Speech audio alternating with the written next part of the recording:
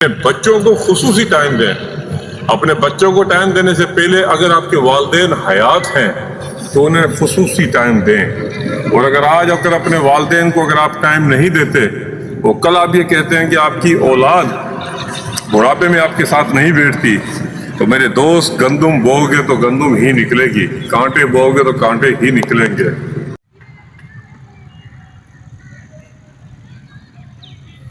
کچھ دوستوں نے پہلے میری ویڈیو کو دیکھا. میرے دوست بات اصل میں یہ ہے،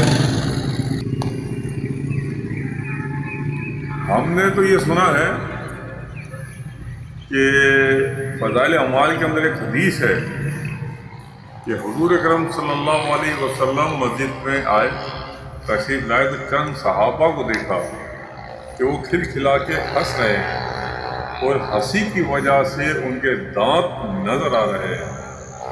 یہ بات ایک عام آدمی کی، عام انسان کی نہیں تھی، صحابہ کی تھی. تو اللہ کے نبی صلی اللہ علیہ وآلہ وسلم نے کیا فرمایا؟ ان سے فرمایا کہ جو حالت میں تمہاری دیکھ رہا ہوں وہ پیدا ہی نہ ہو اگر موت کو آپ کثرت سے یاد کیا کرو.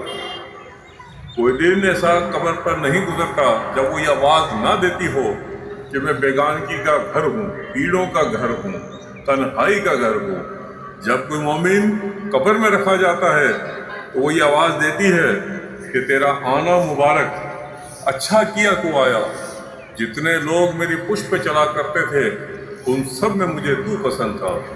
آج جب میرے حوالے ہوا ہے تو میرے بہترین سلوک کو بھی دیکھے گا.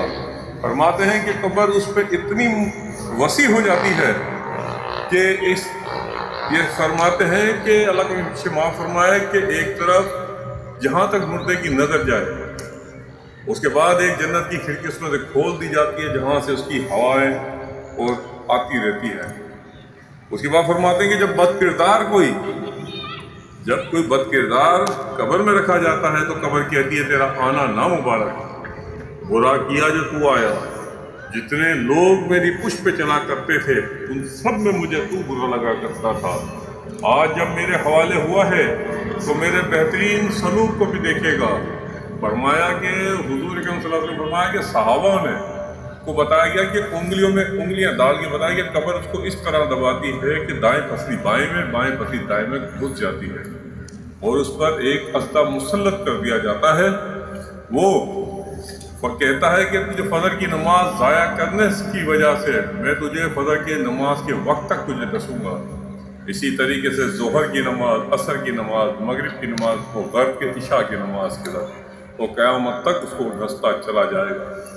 فرمایا کہ اگر وہ استہ دنیا میں اگر ایک پھنکارا مار دے تو قیامت تک گھاس باقی نہ رہے.